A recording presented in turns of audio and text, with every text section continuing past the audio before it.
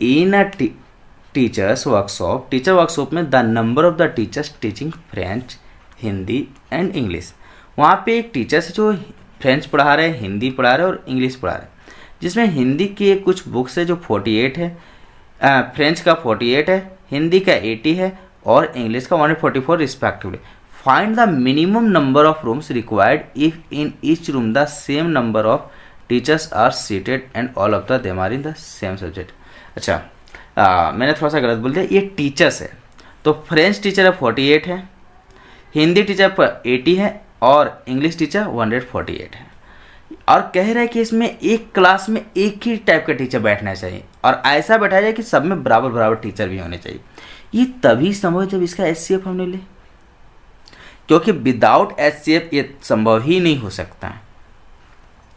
तो क्या करना है कि क्या बोल रहा है, ईच रूम, तो यहां से हम लोग सेलेक्ट करेंगे each room the same number of teacher, same number of teacher end of the same subject, of the same subject का होना चाहिए। तो ये तभी होगा जब हम लोग HCF निकालें कि इसका 48, 80 एंड 144। चलिए HCF निकालते हैं। पहला 48 को लिखते, इसका प्राइम फैक्टराइज कर लेते हैं। तो क्या चला जाएगा, 48 का कीजिए तो 2 से 24, 2 से 12, 2 से 6, 2 से 3 is equal to 2 into 2 into 2 into 2 into 3। अब हम लोग करते हैं 80 को फैक्टराइज। चलिए कर लेते हैं हम लोग 80 को। 2 से 40, 2 से 20, 2 से 10 एंड 2 से 5, 2 इंटू 2 इंटू 2 इंटू 5। हम लोग अब 144 को करना है। चलिए इसको करते हैं।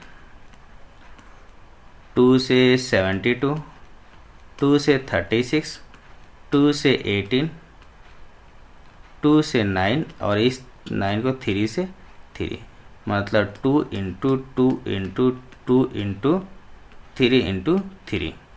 अब इसका HCF हम लोग निकालते हैं ना। तो HCF निकालने के लिए हम लोग किसे निकालना है, HCF is equal to 48, 80 and 144। क्या निकलेगा देख लेते हैं। जो हमारा मैच कर रहा है 1 2 3 4, 1 2 3 4 एंड 1 2 3 4, 2 का पावर 4 मैच कर रहा है। तो चलिए लिखते हैं 2 का पावर 4 कितना चला, 2 2 जा 4, 2 जा 8, 2 जा 16। इसका मतलब 16 बैठेंगे। अब इसका क्वेश्चन देखते क्या कह रहा है।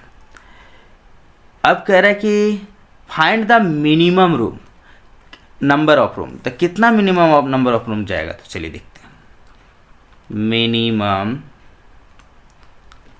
नंबर ऑफ रूम रिक्वायर्ड कितना जाएगा। सबसे पहला 48 फ्रेंच के टीचर हैं, 16 से डिवाइड करेंगे, प्लस 80 हमारा हिंदी के टीचर्स है, तो प्लस 80/16 प्लस 144 इंग्लिश के टीचर है, 144/16।